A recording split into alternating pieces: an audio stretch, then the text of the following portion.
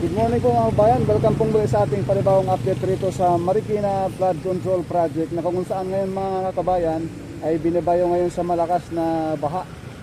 At ngayon masusubukan itong gawa ng Japanese contractor, itong flood control rito sa Marikina City mga kabayan.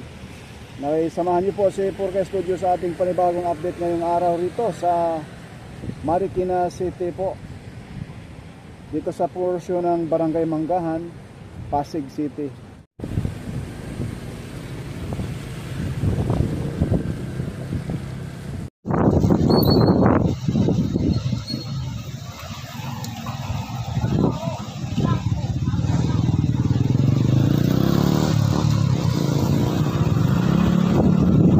Paki-share mga bayan yung live natin dito sa Marikina City, sa may Pasig. Paki-follow na rin sa ating live ngayon, sa ating interviews. Salamat po ng marami.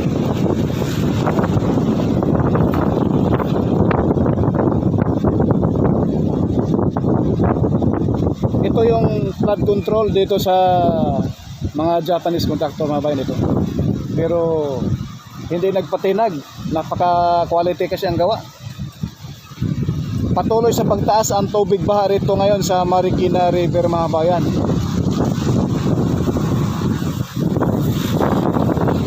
Sir Melvin Sarbeda, good to see you still vlogging. Thank you so much Sir Melvin Sarbeda. Have a nice day sir. Sa mapagpalang hapon sa lahat ng ating mga viewers dyan, saan mang sulok ng mundo, lalo higit sa ating mga OFW dyan sa ibayong dagat. Magandang hapon sa lahat. Live na live tayo ngayon dito sa Marikina River mga bayan, na kung saan ginagawa po itong flood control dito sa kahabaan itong Marikina at Pasig mga bayan, na kung saan ang gumawa Japanese contractor. Shout out po sa Tuyo Corporation and also Shimizu Corporation mga bayan. Maraming salamat sa pag-sita sa ating live. Thank you so much sir.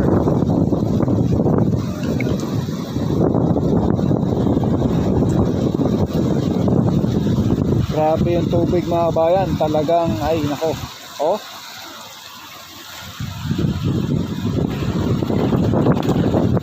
grabe na yung tubig, bugso sa tubig. Siguro kung wala hindi ito na dredging ng mga Japanese mga bayan, kasi itong kahabaan itong Pasig Marikina mga bayan, dinidredging na po ito ng mga Hapon. Kaya siguro hindi siya basta-basta aapaw. Kung wala pa ito mga bayan, hindi pa nila na tanggal yung mga basura dyan, mga burak, ay sigurado itong kahabaan itong Marikina Pasig, Santulan, Manggahan, going to Manggahan Pasig mga bayan, ay talagang aapaw na itong tubig na ito.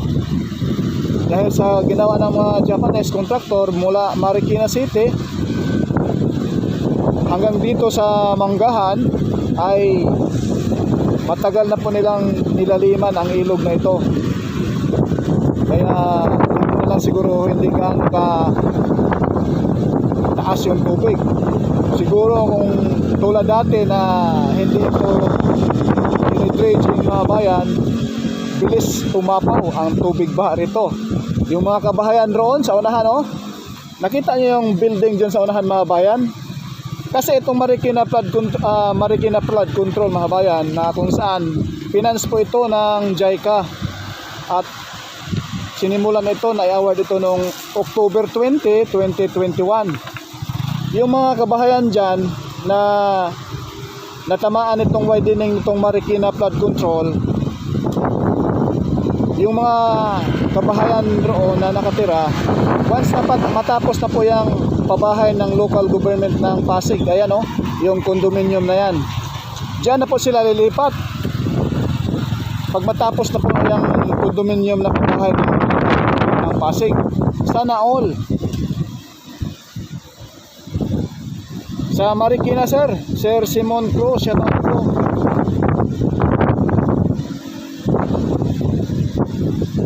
Pa-share na rin, grabe yung tubig mga bayan. Yung mismong kubol-kubol na ito, kaganina, hindi pa yan naabot. Ngayon ay halos, yung cellphone natin. Yung mismong bubong ng kubol-kubol na iyan, kung saan dyan yung tambayan ng mga nagtrabaho rito sa flood control, ay malapit nang aabot dyan sa bubong nitong kubol-kubol ng mga nagtrabaho rito sa flood control, mga bayan. Grabe yung tubig baha, oh. Talagang bulto-bulto yung tubig. Galing po yan, mga bayan, sa Antipolo, Rizal. Dahil yung Antipolo ngayon, mga bayan, ay kalbo na rin yung kabundukan. May mga mining doon, at yung iba doon ay dinidevelop rin para sa mga exclusive subdivision. Kagaya doon sa Rizal, maraming subdivision na rin po doon. So yung mismong daloy ng tubig roon sa kabundukan, mapabilis talaga tataas yung baha rito sa baba.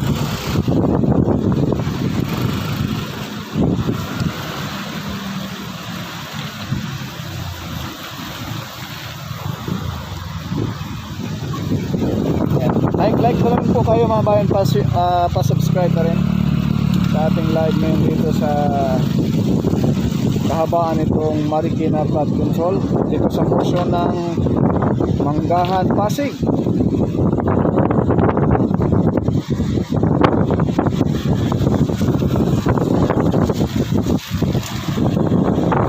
Grabe yung tubig. Lalong siya, mga bayan, lalong tumaas yung tubig baha. Yung mga basura naman ay nagsilutangan. Grabe.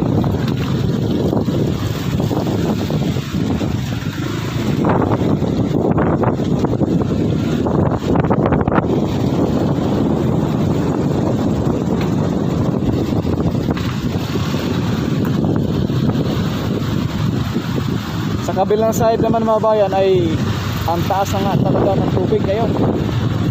Tumaas na ng tumaas siya. Lalong tumaas yung tubig. So ibig sabihin, bandang Antipolo, Rizal ay na, yung mismong portion doon ay malakas yung ulan. Paki-follow na rin sa ating FB page, mga kabayan. Salamat.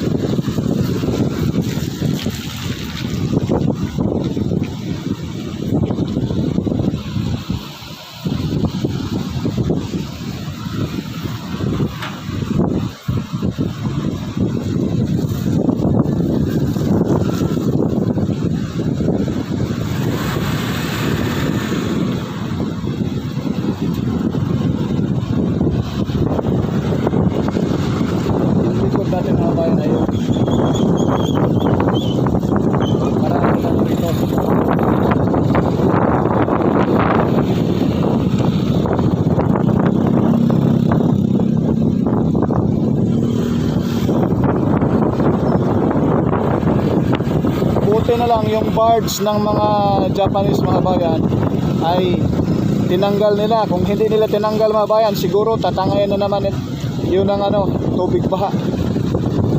Sigurado yun. Sir Simon Cross.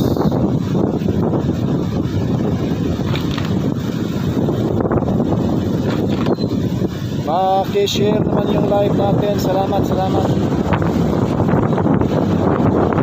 I-follow na rin sa ating FB page. Salamat. At subscribe sa ating YouTube channel.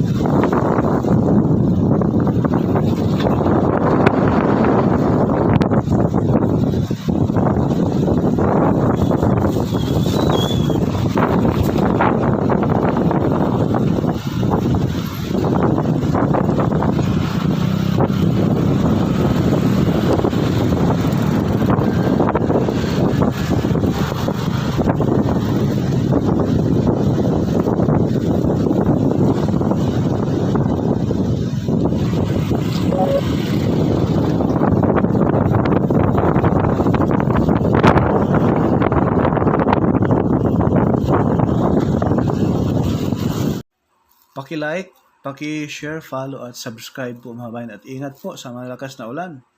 God bless po sa lahat. Maraming salamat.